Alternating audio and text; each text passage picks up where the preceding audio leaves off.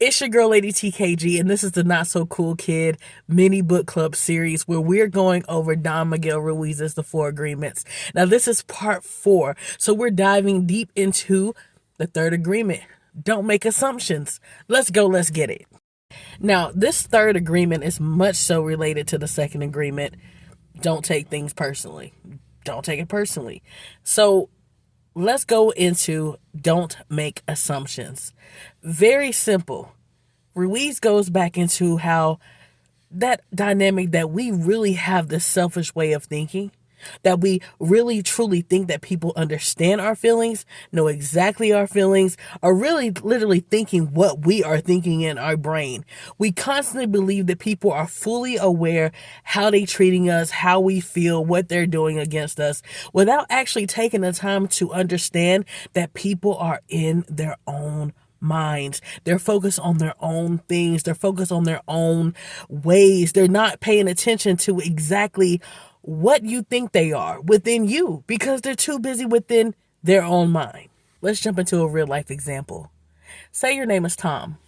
All right. You pack your lunch every day and you put it in a nice little Glad container and you put it in the office fridge. But for the last couple weeks, you notice that your lunch keep getting taken.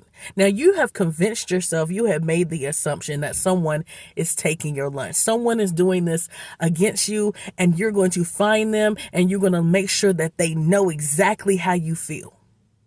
Okay, so you wait in the break room. You wait, and then finally, this guy comes in, grabs your Glad container, and walks towards his desk. But you're not having it. You are all automatically upset, mad, and you're going to let this guy know that he shouldn't be taking anyone's lunch. So you tap him on the shoulder and you start telling him how you feel, how angry and how bad of a person he is for stealing your lunch. Just for him to apologize and say, "I'm sorry. My name is Tom too. And my wife likes to put my lunches in these types of containers. I seriously thought that this was my lunch because I never see what she packed me. I only see it when I get to lunch." Now you feel bad. Now you feel bad for going in on someone and telling them how much of a bad person they were when really it was an honest mistake. And that all came from you making the initial assumption. And that's what Ruiz wants us to examine. Why don't you ask the questions first before you assume that there was ill intent? Our assumptions are based on our own reality. That's why it's always good to ask questions and make sure that you're clear on any situation. Our reality dictates a lot of what we deem to be correct. And we tend to make our own stories in our head. We have our own reel going on in our head at any given time. It's very important that you take the time to separate your reality from what is actual reality. Because in your mind, according to your movie reel, it's true. This person does not like me. They're coming for me. But in reality, they could be unaware that they're doing anything against you until you make it clear to them.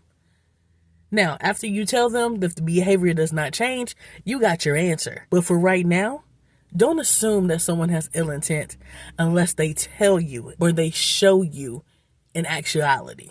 Let's talk about the assumptions that we have with ourselves. Ruiz goes into that a lot of things, a lot of limiting beliefs we get from our own reality. It's not that we can't do it. It's that we have assumed even within ourselves things that we can and we cannot do. And we need to really, truly take note of those things. Ask yourself questions. Am I limiting myself because I can't really do it? Or have I just not been in the environment around people that have gave me the encouragement to do it? It's not that I can't, but I can do it. Don't have those assumptions with yourself.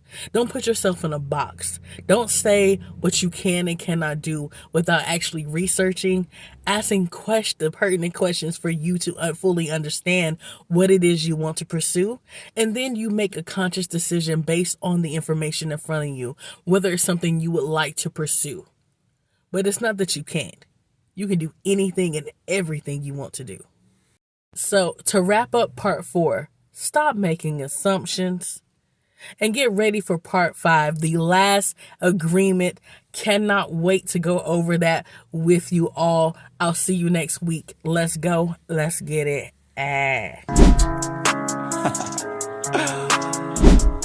The abundance is real.